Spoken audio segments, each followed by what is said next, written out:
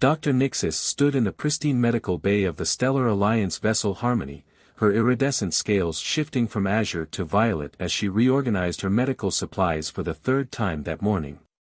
The Xylaxian doctor's 4 eyes blinked in sequence as she reviewed the human medical protocols again on her datapad. After 5 years of studying xenomedicine, she still found humans to be the most perplexing species she'd ever encountered. The medical bay's door hissed open, interrupting her thoughts. A tall human male stumbled in, his engineering uniform scorched and smoking slightly. Lieutenant Harrison Reed, if she recalled correctly from the crew manifest. His right arm was badly burned, angry red blisters already forming across his skin. "Just need some burn gel, Doc," he said, his voice steady despite the obvious severity of his injuries. "Got caught in a plasma conduit rupture." Dr. Nixis's scales rippled with alarm as her medical scanner revealed third-degree burns extending from his wrist to his shoulder. "Lieutenant Reed, you have severe plasma burns covering 28% of your arm. This requires immediate treatment and at least 48 hours of cellular regeneration." Harrison shook his head, already reaching for the burn gel with his good arm. "Can't do 48 hours. The plasma manifold needs realignment, or we'll lose power to Deck 3. Just patch me up enough to finish the job." "Absolutely not," Dr. Nixis's anterior frills flared with indignation. "These burns could cause permanent nerve damage if not treated properly. The manifold can wait." "With all due respect, Doc, it really can't." Harrison's face remained calm, though beads of sweat betrayed his pain. "Without that manifold, we lose life support to the civilian quarters. I've worked through worse." Dr. Nixis's scales shifted to a deep purple of frustration. She'd read about human pain tolerance, but experiencing it firsthand was something else entirely. "At least let me apply a proper dermal regenerator and neural stabilizer. The burn gel alone is insufficient for injuries of this magnitude." Harrison seemed to consider this for a moment, then nodded reluctantly. "Fine, but make it quick. I've got a team waiting on me."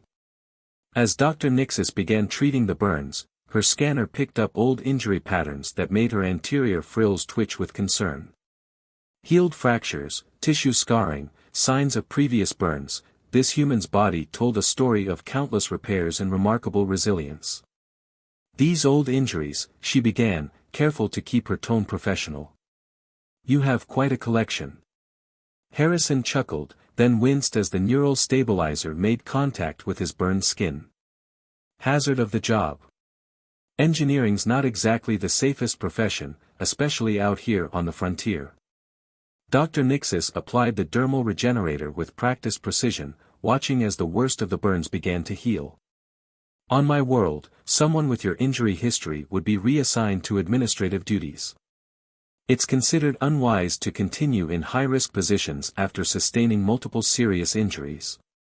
"Good thing we're not on your world then," Harrison replied with a slight smile. "Humans tend to learn best from our mistakes. Each of these scars taught me something valuable." The doctor's scales shifted to a contemplative shade of blue-green as she finished the initial treatment. "There, that should stabilize the worst of the damage. But you need to return in 6 hours for another treatment, or the regeneration won't take properly."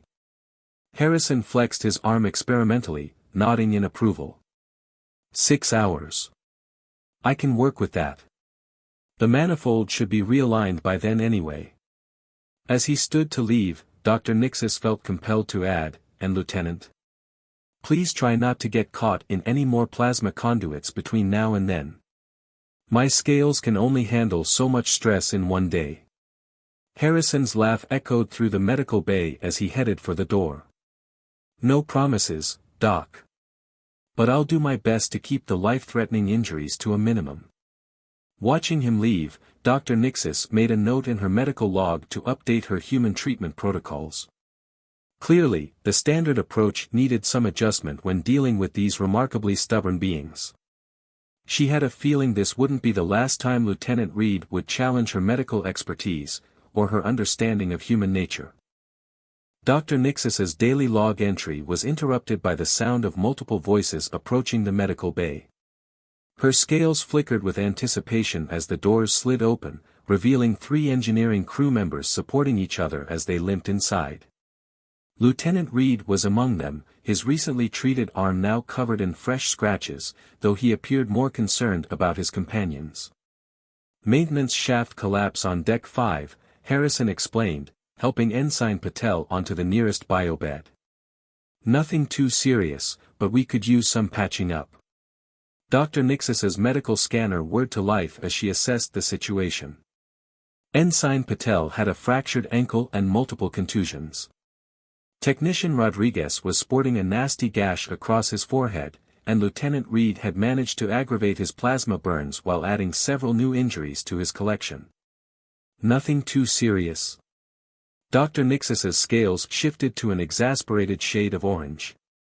"Ensign Patel has a compound fracture, Technician Rodriguez likely has a concussion, and you, Lieutenant, have undone all my careful work from this morning." "Could be worse," Rodriguez offered with a pained grin, blood still trickling down his temple. "At least the shaft didn't collapse completely. Harrison's quick thinking got us out before the whole thing came down."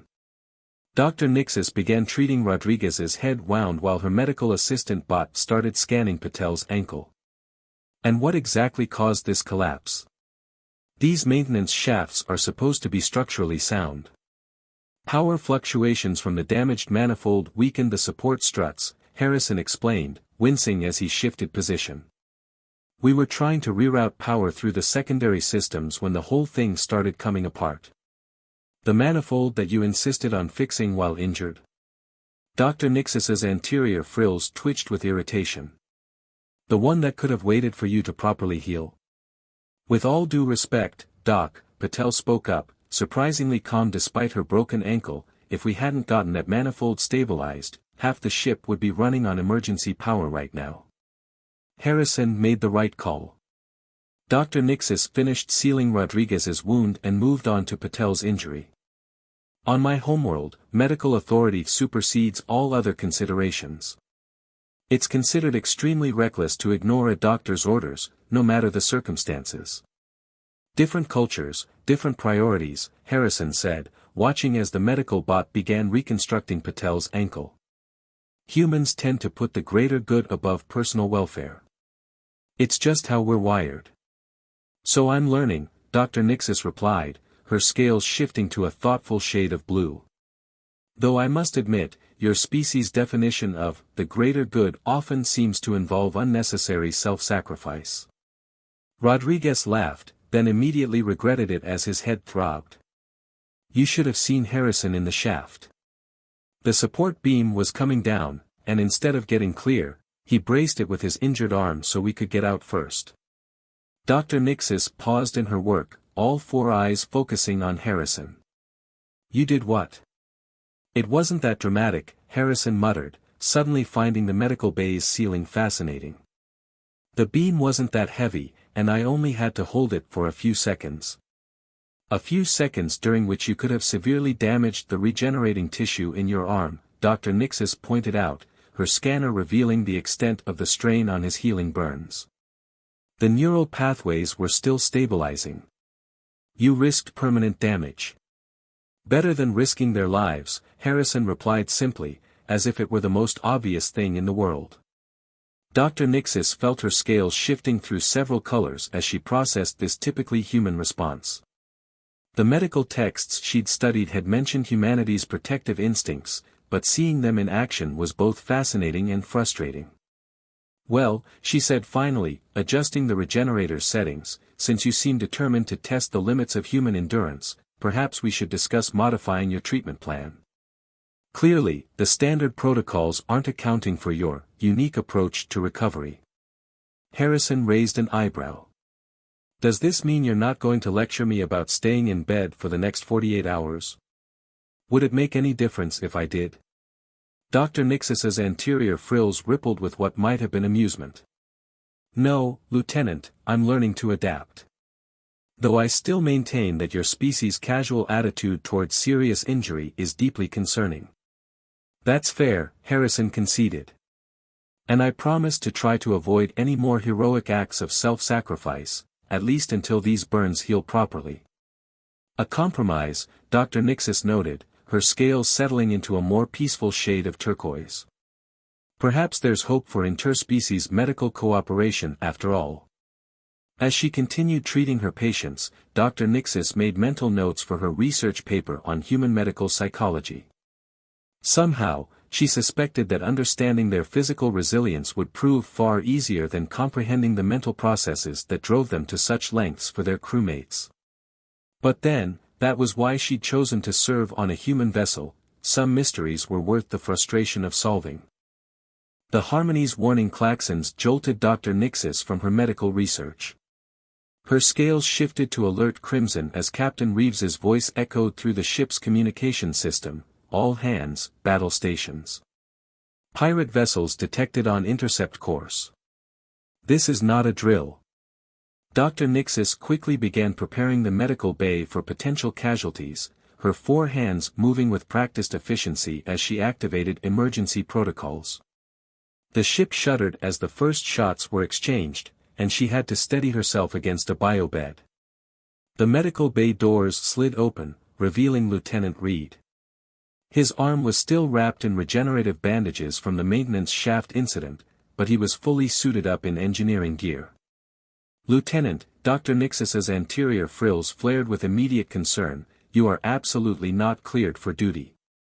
Pirates are targeting our power systems, Harrison explained, already moving toward the medical bay's engineering panel. They're trying to disable us before boarding. I need to reinforce the medical bay's power grid. Another blast rocked the ship, stronger this time. The lights flickered ominously, and several medical instruments crashed to the floor. Dr. Nixis's scales rippled with anxiety as she saw Harrison wince in pain while working on the panel. Your burns haven't fully healed, she protested, even as she helped a nurse secure loose equipment. The neural regeneration is still in progress. Any severe strain could cause permanent damage. Better a damaged arm than a disabled medical bay, Harrison replied, his fingers flying over the control panel. These pirates are known for targeting life support and medical facilities first. Makes the crew easier to subdue. The ship rocked again, and the lights went out completely before emergency power kicked in. Harrison muttered something under his breath and pulled open the panel, exposing the circuitry beneath. Lieutenant Reed, as Chief Medical Officer, I must insist, Dr. Nixis began, but she was cut off by another explosion, this one much closer. The medical bay's doors suddenly sealed shut, emergency containment protocols engaging. We're locked in, Harrison announced, his face illuminated by the red emergency lights. Pirates must have breached the hull somewhere nearby. Protocol is to seal off critical areas. Dr. Nixis's scales shifted through patterns of concern as her scanner picked up multiple life signs approaching the medical bay. There are at least 6 hostiles heading this way. Security teams are engaged elsewhere on the ship. Harrison nodded grimly, pulling a phaser from his belt. They'll try to break through the doors. Medical bay's a priority target, they'll want to cut off access to emergency care during the attack. You cannot engage hostile forces in your condition, Dr. Nixis insisted, even as she began moving vulnerable patients to more protected areas of the bay. Your injury.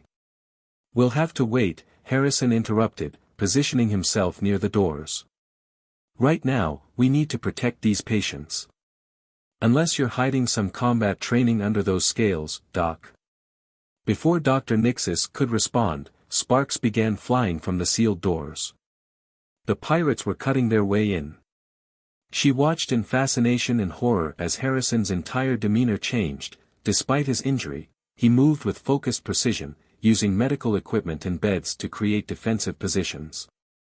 Get everyone you can behind the containment fields, he ordered, his voice carrying an authority she hadn't heard before. The regeneration chambers can double as shelter if necessary. The doors began glowing red at the edges as the pirates' cutting tools made progress. Dr. Nixis hurried to secure her patients, her scales shifting between patterns of fear and determination.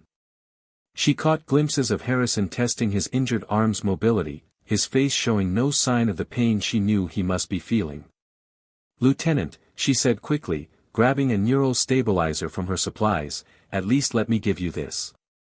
It will help manage the pain response." Harrison nodded curtly, not taking his eyes off the doors as she pressed the device against his neck. "Thanks, Doc. Now get to cover. Things are about to get interesting." The doors exploded inward in a shower of sparks and superheated metal. Through the smoke, Dr. Nixis saw armored figures rushing in, weapons raised. Harrison was already moving, his injured arm apparently forgotten as he fired his phaser with deadly accuracy. The medical bay erupted into chaos. Harrison used the overturned beds as cover, drawing the pirates' fire away from the patients while somehow maintaining control of the situation.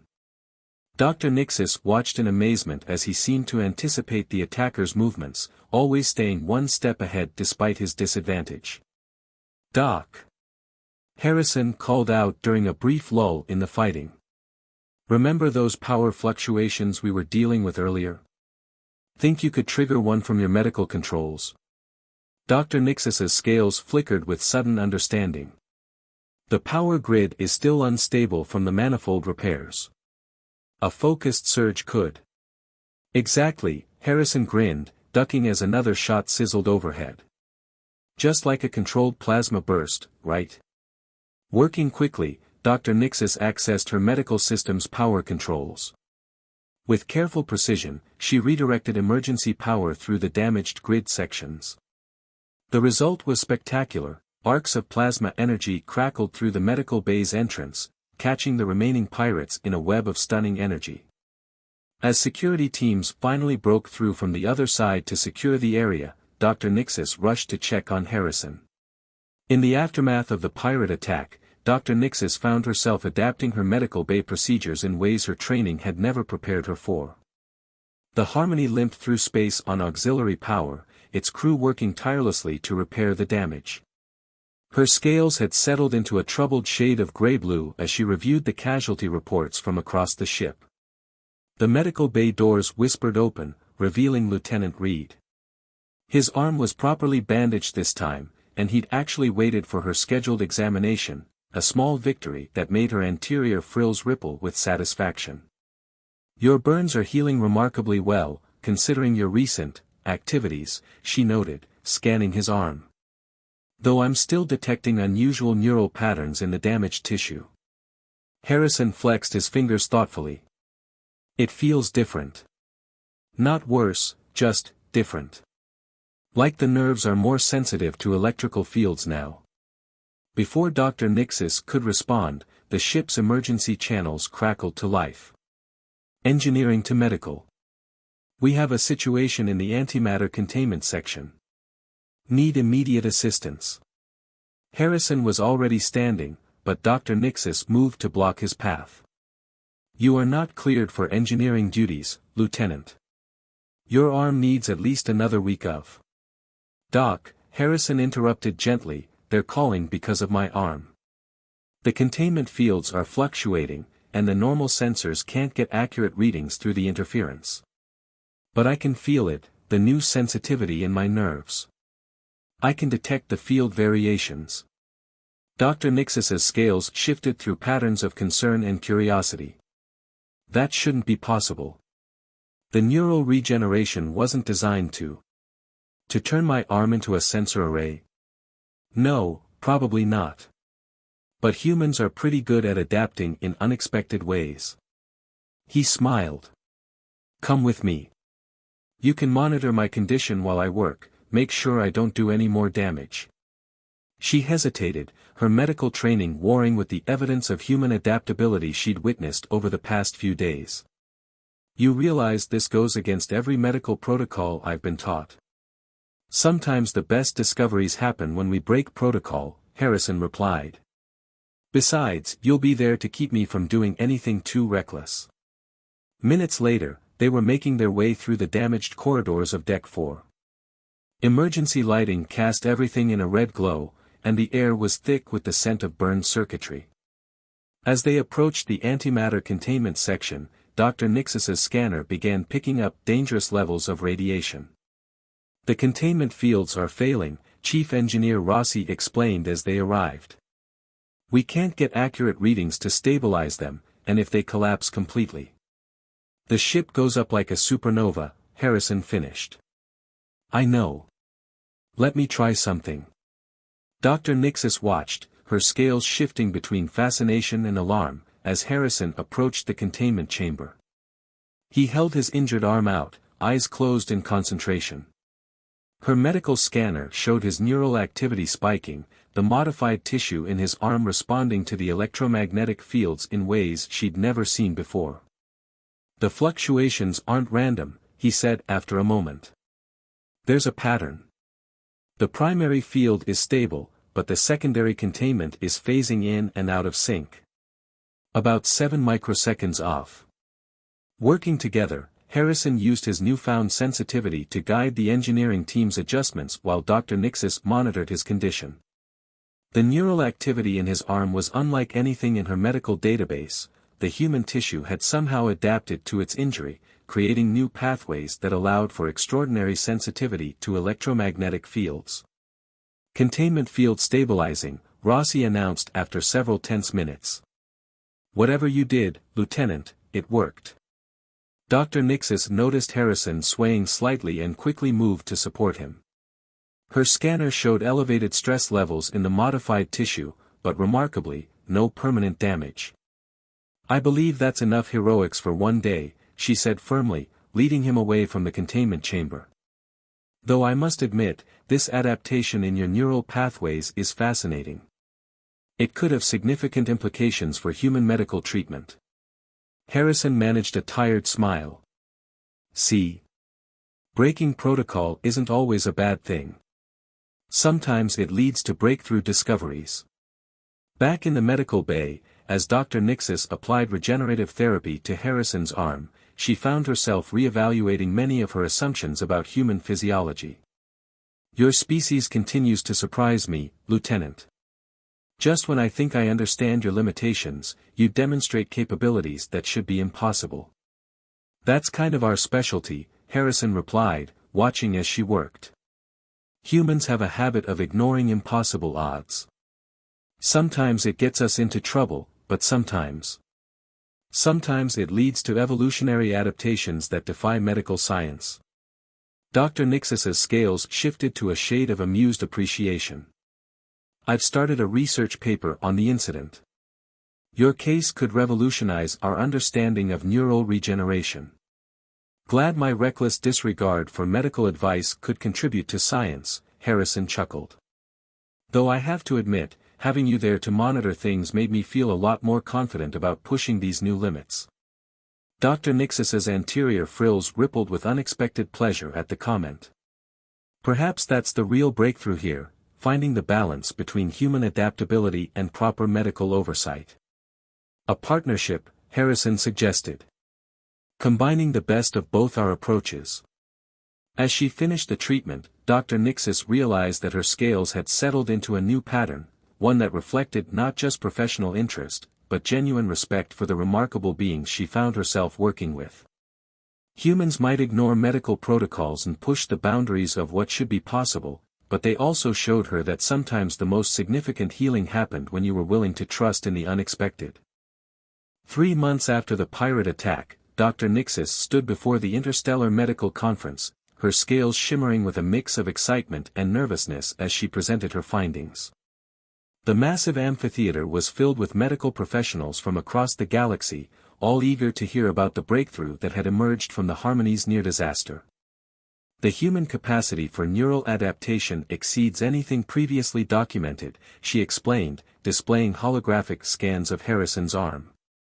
"What we originally considered a treatment complication has led to an entirely new understanding of regenerative medicine." In the audience, Harrison sat quietly, now fully healed but still maintaining the unique sensitivity in his arm that had helped save the ship. Dr. Nixis had asked him to attend, not just as a subject of study, but as a partner in her research.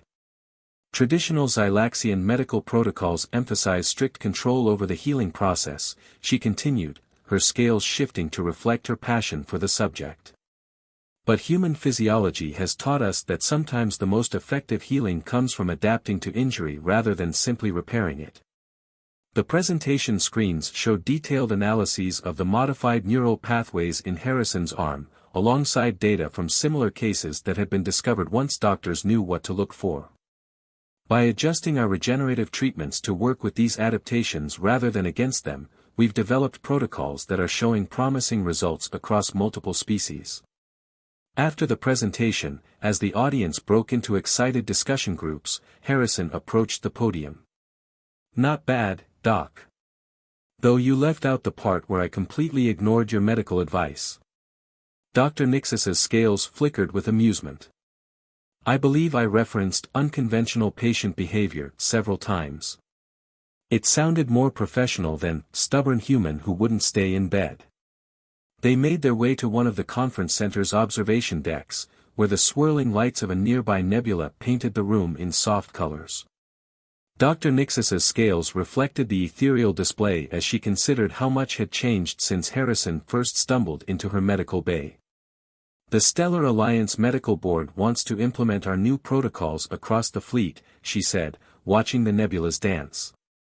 "They're particularly interested in the psychological implications, the idea that treating injuries as opportunities for adaptation rather than just damage to be repaired could revolutionize trauma care." Harrison leaned against the observation window, absently rubbing his arm. "And to think, it all started because I wouldn't take a proper sick leave. Your reckless disregard for medical authority turned out to be surprisingly beneficial," Dr. Nixis admitted, her anterior frills rippling with fond exasperation. "Though I still maintain that there must be less dangerous ways to advance medical science." "Probably," Harrison agreed with a grin. "But would they be as interesting?" Dr. Nixis's scales shifted to a thoughtful blue. "The Harmony's refit is almost complete. I've been offered a position at the Academy's Xenomedicine Research Facility, but you'd rather stay where the action is?" Harrison suggested. "Where you can study human unpredictability up close. Someone needs to keep you from turning every injury into an evolutionary experiment," she replied dryly.